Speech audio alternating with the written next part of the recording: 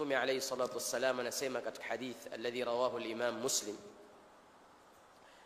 min hadithi Usama ibn Zaid, Mtume sallallahu alayhi wasallam anasema yuja'u birrajuli yawm al-qiyamah, siku ya kiyama ataletwa mtu fayulqa fi an-nar, atumbukizwe kwenye moto, fatandaliqu aqtabu batnihi, matumbo yake. Aqtab ni zile intestines, zile tumbo ndogo zile, matumbo yatoke.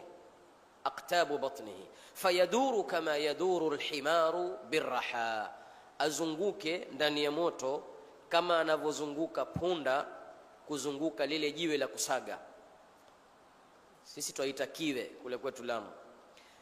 Zamani katika nchi za Warabuni kulikuwa na jiwe kubwa la kusaga, majiwe mawili ya round, kisha lile moja la juu katikati kwa kuna kitundu hutia kama ni mahindi, ni mtama, ni shairi, kisha hufungwa gogo refu, akapewa ngamia akazunguka nalo, au punda akazunguka nalo.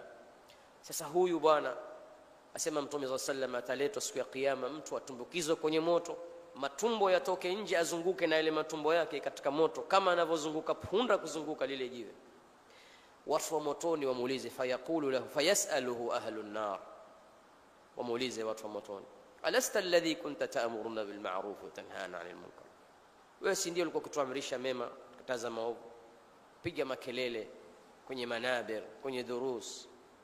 Mwambie naam, ndiye mimi. Kuntu amurukum bil ma'ruf wala ati, naamrisha mema lakini mimi sifanyi chochote. Kama wanavyosema wenyewe ni bwanena si bwantenda, ni mtu wa kusema tu mimi.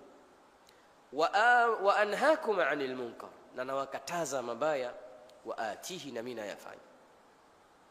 Na Mtume sallallahu alayhi wasallam anasema kama warada fi Jami' at-Tirmidhi, lan tazula qadama 'abdin yawm al-qiyamati hatta yus'ala 'an arba', masuala manne mojawapo, wa 'an ilmihi madha 'amila bih, ilmu yake mtu ameitumia namna gani. Kwa hivyo mtu kujua si hoja, inaweza kuwa ilmu ni wabal na ni adhab, wa adallahu Allahu ala ilm.